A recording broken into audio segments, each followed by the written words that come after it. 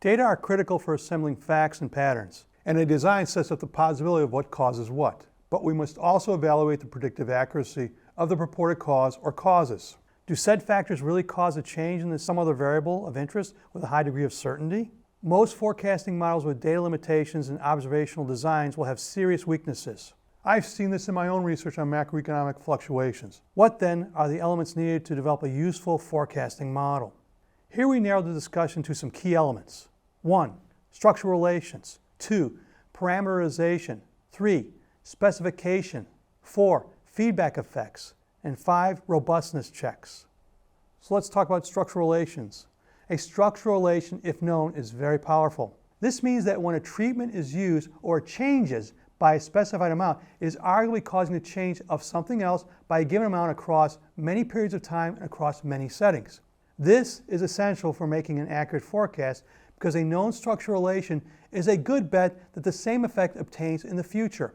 For example, turning back to the relation between CO2 and temperature and climate. Suppose the relationship between CO2, carbon dioxide, and temperature change is structural as we continue to increase CO2 amounts over time. In that case, we have a significant degree of confidence that the temperature change forecast is accurate. Again, structural relations matter here. Next, parameterization. Some relations in the forecast model are unknown and not structural, so we must make educated guesses on the effect size. One way to remove the uncertainty is to take many guesses and observe whether the forecasts vary widely and which have the lowest forecast error. Next, specification.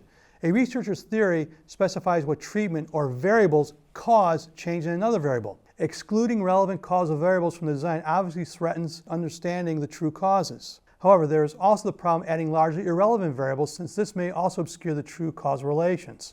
Many times, a specification contains throw-in variables because researchers suspect they might aid in overall causation.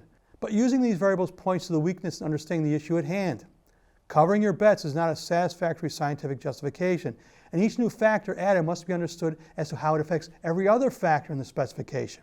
This is not a minor issue, since one can now falsely attribute causes to something when it in fact is due to an unexamined interaction arising from more complex specifications. We call these garbage can models.